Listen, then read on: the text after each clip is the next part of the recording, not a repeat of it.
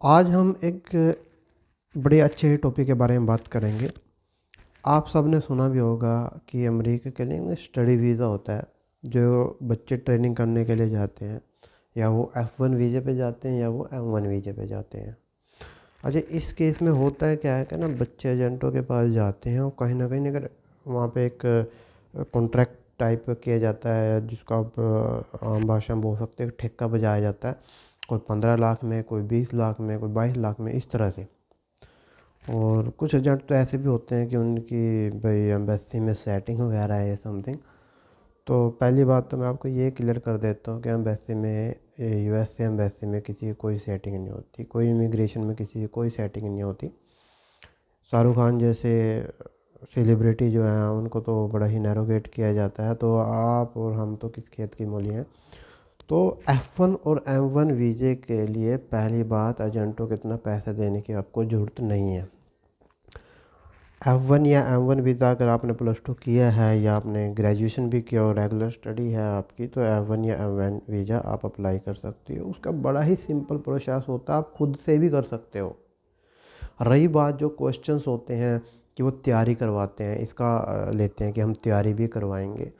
तो पहली बात, वो गूगल से आपको सारे क्वेश्चन मिल जाते हैं, उससे रिलेटेड सारे ही क्वेश्चन मिल जाते हैं, वही क्वेश्चन पूछे जाते हैं। और नॉर्मली कुछ ही क्वेश्चन होते हैं जो कॉमनली वो पूछते हैं।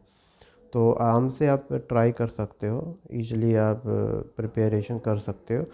चलो मान लेते हैं कि आप किसी एजेंट के थ्रू ही काम करते हो, आपको I-20 नहीं लेनी आती। वैसे I-20 लेने के लिए कुछ नहीं करना होता, किसी भी स्कूल कॉलेज से आप I-20 ले सकते हो, और कोई भी ले सकता है। सिंपल सा प्रोसेस है। साइट पे जाइए, I-20 का ऑप्शन है, वहाँ पे ले लीजिए। गूगल पे सर्च मारो कि I-20 आपको लेने हैं, तो ईजिली आप खुद भी अप्लाई कर सकते हो और आपको I-20 मिल जाती है। कोई $350 जो डॉलर है वो पे करना होता है, वो पे कीजिए और I-20 लीजिए।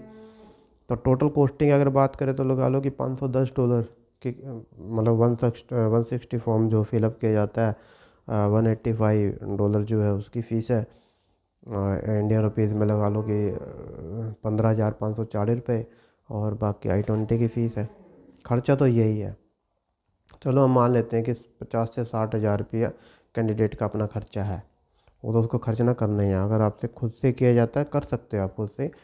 अगर आप एजेंट के पास भी जाते हो तो तैयारी वो कराएगा भी, आपको क्लासेस देगा भी, तो कितना ले, ज़्यादा से ज़्यादा 20 हज़ार, 30 हज़ार या 50 हज़ार ले लिया आपसे।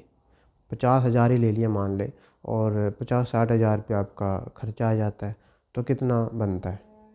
लेकिन नहीं, हम एज ए ह्यूमन बीइंग, और अपने ज़्यादातर अपने जो हरियाणा के अंदर करनाल, कैथल, ये डिस्ट्रिक्ट है, इसमें ये ज़्यादा सिस्टम हो रहा है कि एजेंटों के पास जाते हैं। क्योंकि शहर के जो लड़के होते हैं वो ऐसा नहीं करते, वो I-20 अपने घर बैठ के अपने लैपटॉप से जोड़ो, फ़ोन से ही आ जाती है I-20। ठीक है, फीस पे करो I-20 की, स्कूल कॉलेज के अंदर कोई सेटिंग वेटिंग कोई चक्कर नहीं होता भाई, कुछ भी नहीं होता।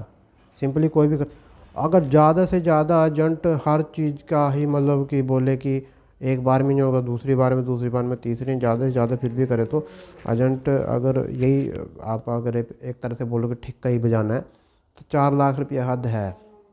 उस 4 लाख रुपये में ये होगा कि आपका बैंक बैलेंस भी वही शो करेगा। तब आइए भी, अगर आपके पास खुद का बैंक बैलेंस है, बैलेंस सर्टिफिकेट आप खुद से अरेंज कर सकते हो, तो आपको ये भी ज़रूरत नहीं है।